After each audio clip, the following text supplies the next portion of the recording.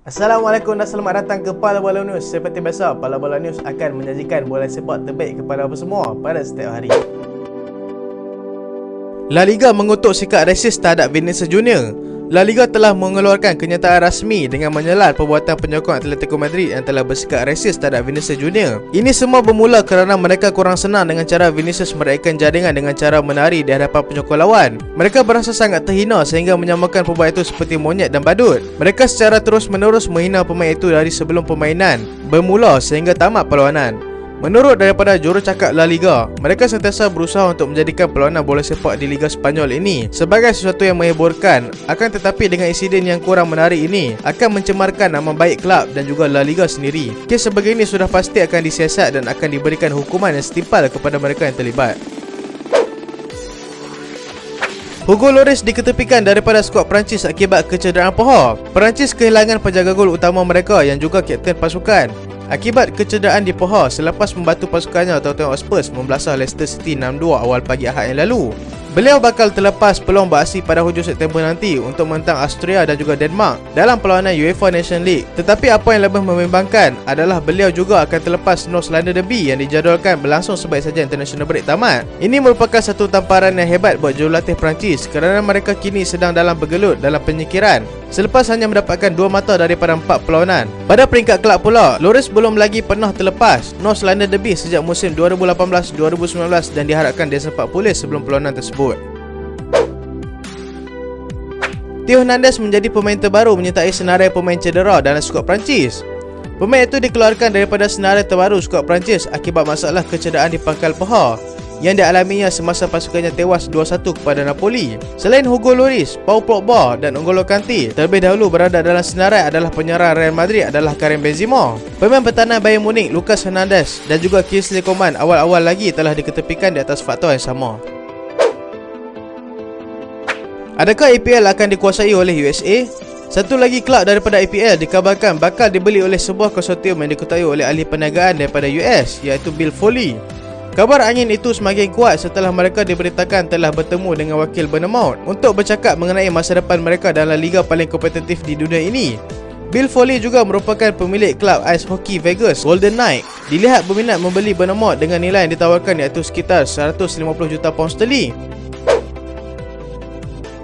Itali tanpa Marco Verratti untuk aksi UEFA Nations League. Setelah gagal untuk ke Piala Dunia Qatar, Nations League dilihat sebagai pentas terpenting untuk Itali memberikan aksi yang terbaik dalam aksi antarabangsa mereka. Pengurus Itali Roberto Mancini telah mengeluarkan senarai terbaru pemainnya di mana Marco Verratti bakal terlepas aksi tersebut akibat kecederaan. Bintang Paris Saint-Germain itu dikabarkan telah mengalami masalah betis setelah beliau digantikan pada separuh masa kedua semasa PSG menang ke atas Lyon hujung minggu lalu. Mancini juga menambah, ini merupakan peluang keemasan bagi bintang muda mereka untuk bersinar bagi merebut tempat dalam kesebelasan utama skuad.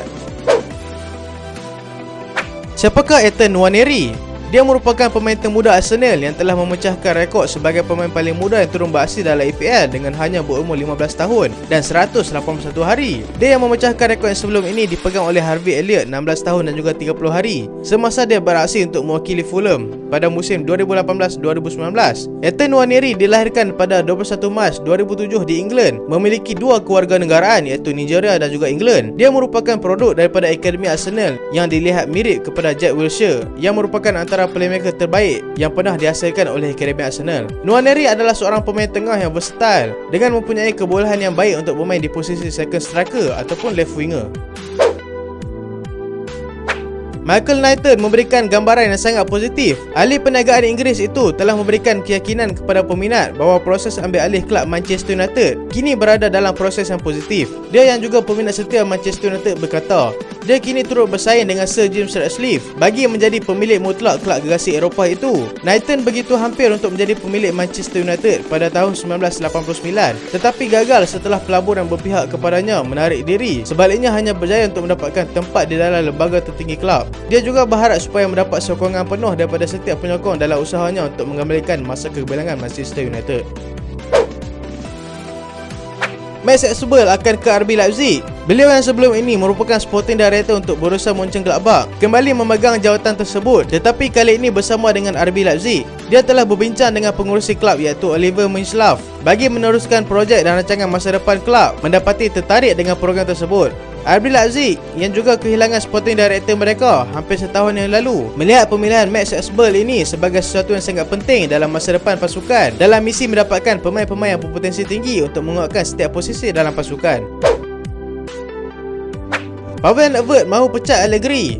Ahli lembaga pengarah kelab Juventus, Pavel Nedved, sudah memaksa kelab untuk memecat Allegri akibat daripada prestasi hambar mereka musim ini, tetapi masih belum mendapat persetujuan daripada ahli lembaga pengarah yang lain.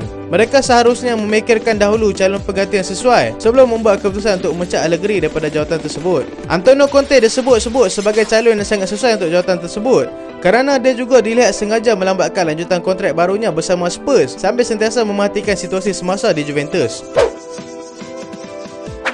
Ini merupakan masa saya untuk terus bangkit, kata Eric Dier. Dia kembali menguatkan skuad England selepas kali terakhir dia dipilih pada bulan Mac tahun lalu. Akan memberikan lebih daripada 100% komitmen dalam merebut tempatnya dalam kesebelasan utama England. Dia mengalami kemerosotan prestasi di Spurs sebelum ini, tetapi sudah berada dalam keadaan yang sangat baik selepas Antonio Conte mengambil alih kelab tersebut. Dengan corak permainan yang diterapkan oleh Conte itu berjaya mencetuskan kembali keyakinan beliau untuk beraksi. Dia percaya yang ini adalah masa yang terbaik untuk membalas kembali kepercayaan Gareth Southgate dengan mencuba sedaya upaya memberikan kemenangan untuk England.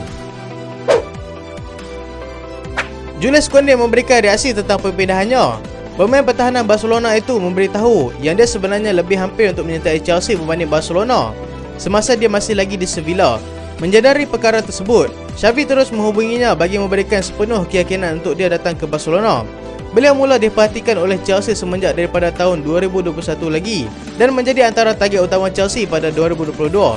Tetapi Chelsea gagal meyakinkannya sebagaimana dia diyakinkan oleh Xavi. Manchester City juga sebenarnya antara pasukan yang bersaing bagi mendapatkannya, dan mereka memilih untuk tidak meneruskannya dan hanya membiarkan kepada Chelsea dan Barcelona bersaing untuk mendapatkan pemain tersebut. Adakah Harry Kane akan ke Chelsea?